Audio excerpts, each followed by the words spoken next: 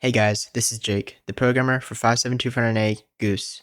This video will be an explanation of one of the strategies that we have used throughout the season, which is one of many, for integrating distance sensors into your robot tracking. We do use the Lemlib library for movement functions and integrated PID, but what we do with distance sensors makes our tracking different and far more consistent.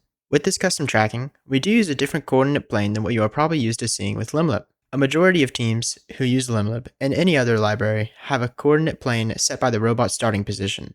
Any error throughout the route, like not aligning to a long goal perfectly in pushback, will carry on throughout the entire route, which could easily ruin the entirety of longer routes like a SOP or Auton skills. On the other hand, since we constantly reset our position using the distance sensor values from the bot to the wall, our coordinate system is absolute and will not change no matter where you set the bot down, as long as it is facing in the correct direction. This also means that any disturbance in the route will get corrected once the bot is close enough to the field walls, since it will just reset the position again. One good example of this working is from our solo Auton endpoint. There have been many times where our middle goal did not align perfectly, and this offset the point after when it was moving towards the opposite match loading tube. But once the robot got close enough to the walls over here in the corner, it was able to reset its position and the rest of the route worked perfectly. And now, here's how we're able to implement this into our code.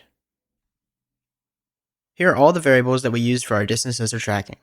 We have a boolean named update, which allows us to easily switch on and off our distance sensor tracking during a route, as you will see here in a second. We also have an integer to keep track of which quadrant of the field our robot is in, which can control the distance sensors that are used. We then have a tolerance integer, which is the value in degrees that our robot's theta can be off from perfect 90 to continue tracking with the distance sensors. We then normalize theta, since Lemlib can sometimes return the coterminal version of an angle when you call a getPose.theta. We learned this the hard way, since one part of our skills route was acting very strangely, and I had no clue what was happening, until I started printing out theta, and I realized that it was returning negative 90 degrees instead of 270.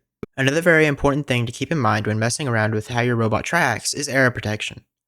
Instead of just calling getPose X or Y, I created a return method to call instead, which will check if the distance sensor value is less than or equal to 0, meaning that it's not working or not connected in case we have a bad wire, or it will check if the distance sensor reading is greater than 1200, which is the farthest some of our distance sensors can reliably read. If it does not pass these tests, it will just return the last known X position and use only our odometry wheel and IMU for tracking instead of returning the distance sensor value divided by 25.4 to convert it to inches. And finally, here is a snippet of our distance sensor position update algorithm. This is run asynchronously in the background of all of our autonomous routines. It will first check if the update variable is true.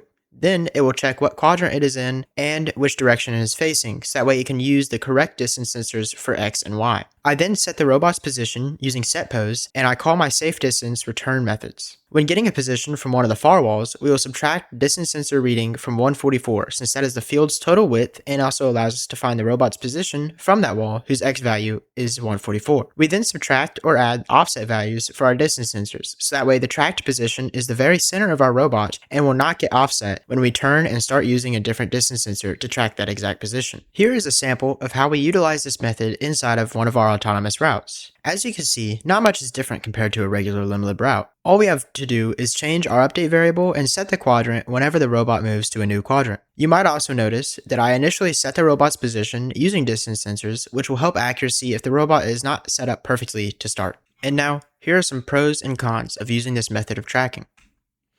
The benefits are that it's the same no matter the field tile condition. There is error correction, and it can make faster movements in the route since the movements are more accurate. A big problem we faced at the start of the year when solely using ODOM and IMU to track is that our movements would be different when at a competition due to the fields being much better conditioned than the field that we used to make our routes beforehand. With distance sensors, it does not matter how much friction the tiles have or if your ODOM slips because of a bump or a hole in the field. Since you are tracking based off the field walls and the distance sensors, it does not change nearly as much between fields. Since position is constantly being reset, you can make much faster and more accurate movements, since you don't have to worry about any error in odometry wheel tracking or the IMU not being accurate. The only drawbacks to this method is that it requires 4 distance sensors to be perfect. You could get away with 3 or even 2, but it wouldn't be as good. Another issue is that you rely heavily on the Vex distance sensors. These sensors are not always the most accurate and are sometimes prone to issues, so be careful of that. This method does have some issues if something blocks the distance sensors. Most of the time, this would be your teammate robot during a SOP, but since you are moving so fast past them and you are constantly resetting your position, the robot corrects itself very quickly and can move on to the rest of the route perfectly.